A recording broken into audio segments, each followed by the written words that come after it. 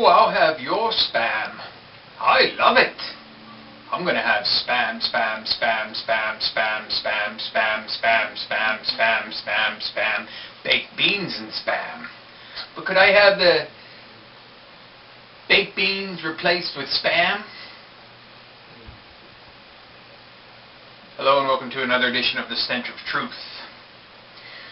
Breaking news today is the breakaway Republic of Georgia, the former Soviet Republic, which today attacked South Ossetia, which is a Russian ally, and the Georgian separatist group actually attacked and brought down several Russian warplanes before the Russians finally rolled in with tanks, armor, and more aircraft. This could be the beginning of a much wider conflict. It also could be a giant diversion, or something meant to keep Russia busy somewhere else while the United States does some other fucking bullshit. Because, even as this is all going on, there is a massive, massive naval buildup of U.S. and even some UK and French forces. A naval armada not seen since Gulf War I, heading towards the Persian Gulf in anticipation of a possible blockade or attack of Iran. This is the scenario that the neocons are pushing for. This is exactly what the warmongers in office in Washington, D.C. are pushing for. For something to happen in Georgia right now to turn Russia's attention away while there is a possible movement in the Middle East against Iran. It couldn't have happened at a better time. But this may turn out to be a very worst case scenario for the very same neocons who have pushed for it, because it might turn around to bite them in the ass. Because once you stir Russia, it's a little bit hard to put it back to sleep. So I don't know what's going to happen with Georgia and Russia, but Russia has rolled in with heavy armor, tanks, artillery, and aircraft. And there has been bombing, and there have been at least 1,000 dead as of the last time I looked at the news. And there's a lot of civilian casualties and fires, etc. Bombardment continues. I don't know where this is all leading, but it could be a grand diversion for the neocons' ultimate move, which is into Iran. And this is serving as a perfect way to keep Russia occupied, because Russia has made several moves recently towards engaging more closely with Iran.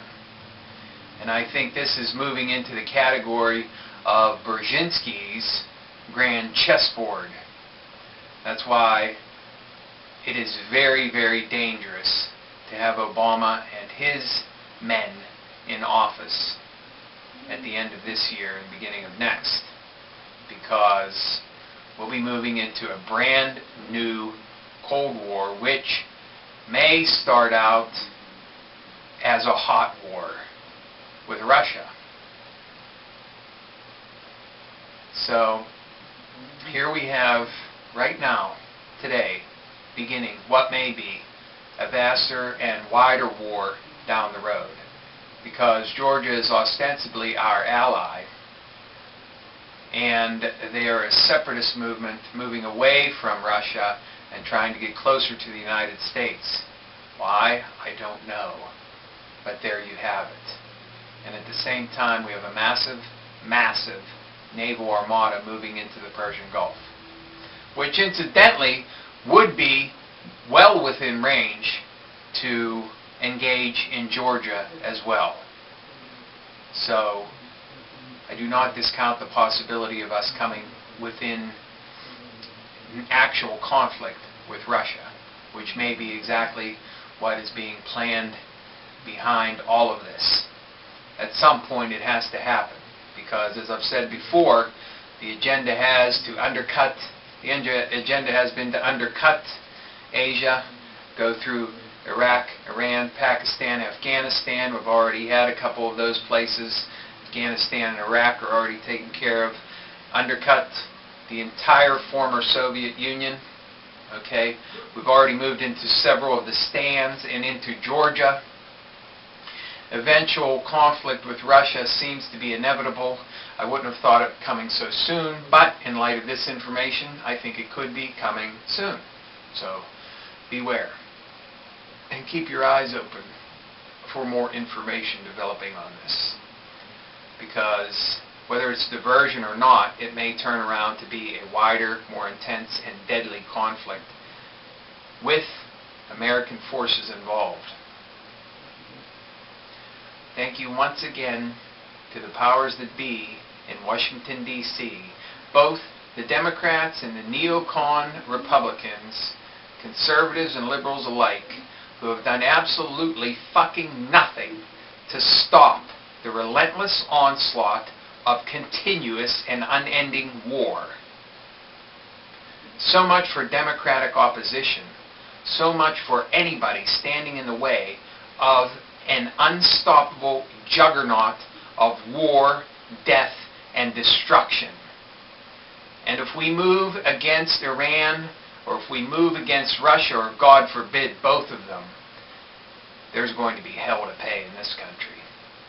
And hell to pay for our troops. Thank you. Good night.